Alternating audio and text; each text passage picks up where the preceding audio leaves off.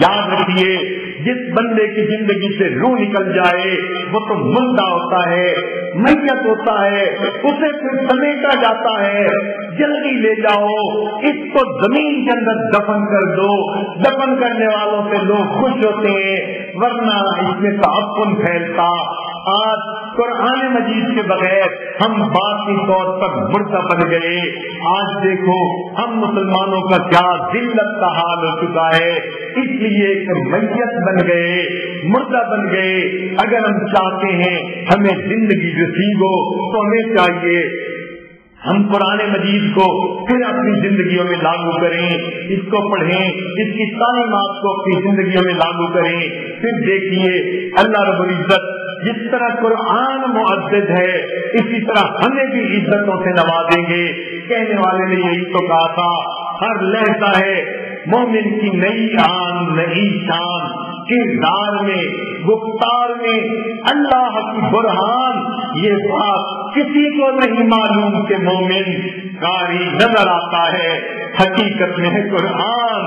جب یہ قرآن کو اپنے سینے سے لگا لیتا ہے تو پھر قرآن کی طرف معزز بن جاتا ہے، جہاں جاتا ہے عزتوں کے دروازے کھولتے ہیں۔ وہ زمانے میں معزز سے مسلمان ہو کر ہم ہوئے خاک، تارک قرآن ہو کر ہم نے قرآن کو اپنی زندگیوں سے نکال دیا۔ صرف ایک برکت کی کتاب ساکھیوں کے اندر سجا کر رکھ دی، خوشبوئیں لگا دی۔ یہ قرآن یاد آتا ہے جب نکاح پڑھنا ہو، جب قسم اٹھانی ہو، جب یقین بیانی کروانی ہو، قرآن ہمیں آگے پیچھے یاد نہیں آتا۔ زندگی ہماری بنبندی کی ہے تو پھر اس کی برکتیں کیسے ہوں گی؟ چنانچہ فرمایا تبرک بالقرآن فإنہ کلام اللہ، قرآن کے ذریعے برکت پاؤ، یہ اللہ رب العزت کا کلام ہے۔ عجیب بات ہے، یہ برکتوں کا خزانہ آج ہمارے گھروں میں موجود ہے، ہمیں چند منٹ نہیں ملتے ہم اس کی تلاوت کر سکیں۔ کتنے گھرانے ایسے ہیں گھر میں سے ایک بندہ بھی روزانہ اس کی تلاوت کرنے والا نہیں ہوتا۔ یہ قرآن مظلوم کتاب ہے، ہمارے گھروں میں ہے، ہمیں چاہیے ہم اس کے ساتھ تعلق کو جوڑیں۔ اسی لیے قرآن مجید قیامت کے دن اپنے حق کے بارے میں جھگڑا کرے گا۔ اللہ آپ نے مجھے ان لوگوں کے پاس بھیجا تھا، ان کے پاس کتابیں پڑھنے کا وقت تھا، انگریزی پڑھنے کا وقت تھا، نیوز پیپر پڑھنے کا وقت تھا، ٹی وی پہ نیوز سننے کا وقت تھا، دوستوں کے ساتھ ٹیلی فون پہ گھنٹوں بات چیت کرنے کا وقت تھا۔ اللہ ان کے پاس مجھے پڑھنے کا وقت نہیں تھا۔ یہ دن میں ایک مرتبہ مجھ سے حال بھی نہیں پوچھا کرتے تھے۔ اس وقت اللہ کے نبی بھی فرمائیں گے وقال الرسول یا ربی ان قومی اتخذوا ھذا القرآن مہجورا۔ سوچیے پھر تمہارا کیا بنے گا۔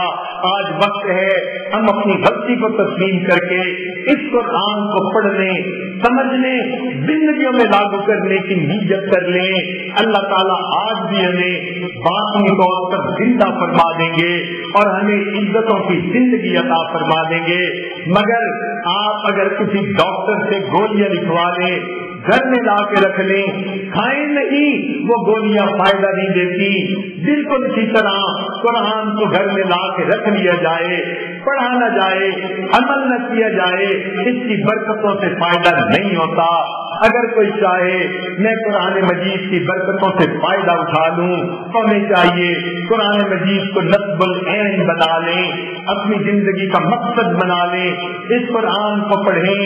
قرآن مجید میں جو کہا گیا یا یحییٰ خذ الکتاب بقوہ، اس کا مطلب یہ نہیں کہ ہاتھ سے مضبوطی سے پکڑو بلکہ اس کی تعلیمات کو لازم کر لو۔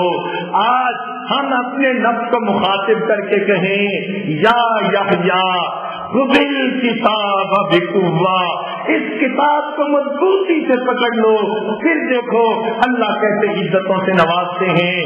اب آخر میں ایک واقعہ سن لیجیے تاکہ بات اور زیادہ واضح ہو جائے۔ ایک نوجوان دیہاتی ہے، جا رہا تھا، اس نے دیکھا ایک جگہ ایک بندوق کا کارتوس پڑا ہوا ہے، اس نے اٹھا لیا، سمجھ نہیں آتا تھا یہ کیا ہے۔ اس نے کسی دوسرے سے پوچھا یہ کیا چیز ہے؟ بتانے والے نے بتایا کہ یہ بندوق کا کارتوس ہے اور اس کے اندر بڑی طاقت ہے، یہ تو ہاتھی کو مار سکتا ہے، شیر کو مار سکتا ہے، بڑے سے بڑے بندے کو لٹا سکتا ہے۔ وہ دیہاتی بڑا خوش ہو گیا کہ چلو مجھے ایک طاقتور چیز مل گئی۔ اس نے اس کارتوس کو جیب میں ڈال دیا، کئی دن لے کے پھرتا رہا۔ ایک دن شہر سے اپنی بستی واپس آ رہا تھا، شام کا وقت تھا، اس کے پیچھے ایک چھوٹا سا کتا بھاگ پڑا، ڈوگی بھاگ پڑا۔ اس نے پہلے تو اپنی جان بچانے کے لیے دوڑ لگائی، مگر ڈوگی زیادہ تیز رفتاری سے دوڑ رہا تھا۔ اس کو ڈر ہوا مجھے کاٹ لے گا۔